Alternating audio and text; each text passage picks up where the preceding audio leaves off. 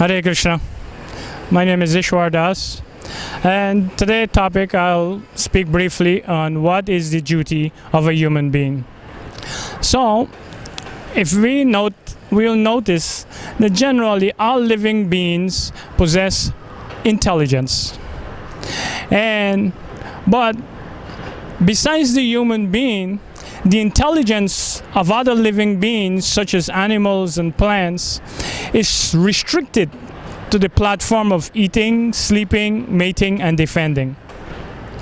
But the human being, he has a little bit more refined intelligence than that.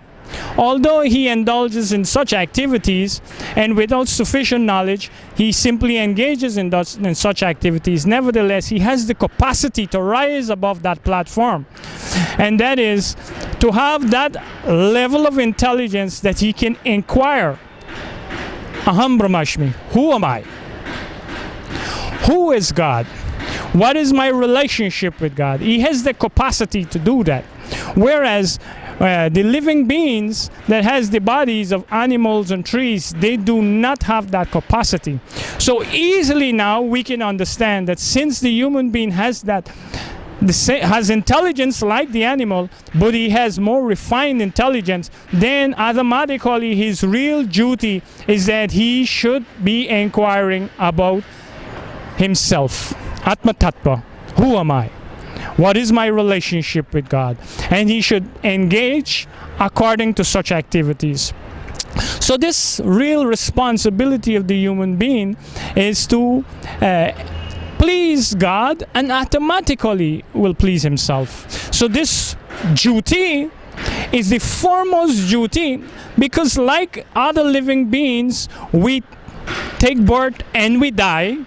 So the question is that in spite I may live a long duration of life, there is two basic things that is happening. One is that I take birth and I die. So if life is just taking birth and dying, so then what is my responsibility? All living beings undergoing the same process, living and dying. The middle process we engage in growing, reproduction, and like that. But this is not our real problems. The real problem is that what should I do within this time span of birth and death? So with the animals, they do not have the intelligence to do better. But with the human being, they has this intelligence that they can do better. That is, they can stop the repetition of birth and death. So when we have achieved this human form of life, it is meant that we should stop this repetition of birth and death. Because if we do not stop this repetition of birth and death, then there is endless misery.